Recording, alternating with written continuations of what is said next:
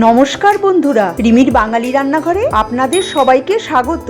রুটি বা পরোটার সাথে বানানোর জন্য কোনো রেসিপি খুঁজছেন? তাহলে দেরি না করে দেখে নিন এই সহজ ও টেস্টি চানা মশলার রেসিপি। ভিডিওটা পছন্দ হলে সাবস্ক্রাইব করে বেল আইকনটি প্রেস করে দেবেন। আমি 200 গ্রাম কাবলি চানা 6 থেকে 7 ঘন্টা জলে ভিজিয়ে রেখে দিয়েছিলাম। আপনারা চাইলে ওভারনাইটও ভিজিয়ে রাখতে পারেন। এবার আমি এটাকে জল ঝরিয়ে প্রেসার কুকারে 4 থেকে 5টা সিটি দিয়ে নেব। দুটো ছোট্ট সাইজের পেঁয়াজকে আমি এরকম বড় বড় টুকরো করে কেটে নিয়েছি। 1 ইঞ্চি আদা টুকরো করে কেটে রেখেছি।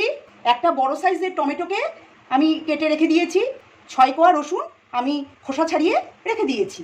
আর লাগবে জিরের গুঁড়ো 1/2 চা চামচ, ধনের গুঁড়ো 1/2 চা চামচ, লাল লঙ্কার গুঁড়ো 1/2 চা চামচ, হলুদ গুঁড়ো 1/2 চা চামচ, ছোলে মশলা 1 চা চামচ, লবণ স্বাদ মতো। ফোড়নের জন্য লাগবে একটা ছোটো এলাচ, এলাচটাকে আমি মাঝখানে ফাটিয়ে রেখেছি। একটা বড় এলাচ, 4টে গোটা গোলমরিচ, 2টো লবঙ্গ, একটা তেজপাতা, একটা দারচিনির টুকরো আর 1/2 চা চামচ গোটা সাদা জিরে। রসুন, আদা, পেঁয়াজ সামান্য একটু জল দিয়ে মিক্সিতে পেস্ট বানিয়ে নেব। পেঁয়াজ আদা রসুনের পেস্টটা তৈরি হয়ে গেছে। আমি মিহি করে পেস্টটা তৈরি করে নিয়েছি। এবার আমি টমেটোর পেস্ট তৈরি করে নেব। ছোলাটাকে আমি প্রেসার কুকারে লবণ দিয়ে সিটি দিয়ে রেখে দিয়েছি। দেখুন সিদ্ধ হয়ে গেছে। কড়াই গরম হয়ে গেছে। এবার আমি এর মধ্যে 5 টেবিল চামচ সাদা তেল দিয়ে দিচ্ছি। তেলটা গরম হয়ে গেছে। এবার আমি এর মধ্যে দিয়ে দেব গোটা জিরে, তেজপাতা, লবঙ্গ, বড় এলাচ, দারচিনি, ছোটো এলাচ আর গোটা গোলমরিচ দিয়ে মশলাটা একটু ভেজে নেব। মশলা থেকে সুন্দর একটা গন্ধ বেরোচ্ছে। মশলাটা ভাজা হয়ে গেছে। এবার আমি এর মধ্যে দিয়ে দেব হলুদ গুঁড়ো আর লাল লঙ্কার গুঁড়ো দিয়ে গ্যাসের ফ্লেমটা লোতে করে মশলাটা একটু ভেজে দিয়ে দেব পেঁয়াজের পেস্টটা দিয়ে ভালো করে মিশিয়ে দেব তেলের সঙ্গে। দিয়ে 2 থেকে 3 মিনিট আর একটু কষিয়েও নেব। 2 মিনিট পেঁয়াজ আদা রসুনের পেস্টটা কষিয়ে নিয়েছি। এবার এর মধ্যে দিয়ে দেব জিরের গুঁড়ো, ধনের গুঁড়ো আর কাবলি চানা মশলাটা দিয়ে গ্যাসের ফ্লেম লোতে করে 1 মিনিট এটাকে কষিয়ে নেব। মশলাটাকে 1 মিনিট কষিয়ে নিয়েছি।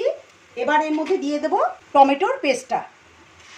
টমেটোর পেস্টটা দিয়ে মশলার সঙ্গে ভালো করে মিশিয়ে গ্যাসের ফ্লেম মিডিয়ামে করে আরও 2 মিনিট কষিয়ে নেব। 2 মিনিট ভালো করে কষিয়ে নিয়েছি। এবার আমি দিয়ে দেব ছোলেটা দিয়ে ভালো করে মশলার সঙ্গে মিশিয়ে দেব। আর 2 মিনিট গ্যাসের ফ্লেমটা মিডিয়ামে করে কষিয়ে নেব। ভালো করে কষিয়ে নিয়েছি। এবার আমি এর মধ্যে দিয়ে দেব স্বাদ মতো লবণ। আমি ছোলা সিদ্ধ করার সময় লবণ দিয়ে করেছিলাম। এখন আবার লবণ দিলাম। দিয়ে দেব 1.5 কাপ জল। জল দিয়ে ভালো করে মশলার সঙ্গে মিশিয়ে দেব আর ঢাকা দিয়ে গ্যাসের ফ্লেমটা মিডিয়ামে করে এটাকে 4 থেকে 5 মিনিট ফুটিয়ে নেব। 4 মিনিট হয়ে গেছে। ঢাকনাটা খুলে নিয়েছি। এবার এর মধ্যে দিয়ে দেব ধনেপাতা কেটে রেখেছিলাম। ধনেপাতাটা দিয়ে দিলাম। দিয়ে দেব চিনি 1 চা চামচ চিনি দিয়ে দিলাম। আপনারা চিনিটা না দিতে চাইলে স্কিপ করতে পারেন। চিনিটা ধনেপাতা দিয়ে ভালো করে মিশিয়ে দেব। আর দিয়ে দেব কাঁচা লঙ্কা। কাঁচা লঙ্কাকে আমি এরকম ছোটো ছোটো পিস পিস করে কেটে রেখেছিলাম, দিয়ে দিলাম। ঝালটা আপনারা আপনাদের মতো হিসেব মতো দিয়ে দেবেন। দিয়ে ভালো করে মিশিয়ে দেব।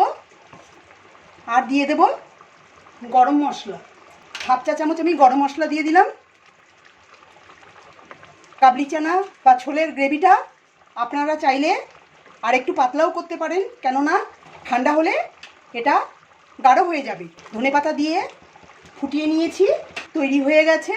গ্যাস আমি বন্ধ করে দিয়ে সার্ভ করে নেব। স্লাইস করে পেঁয়াজ দিয়ে দিলাম।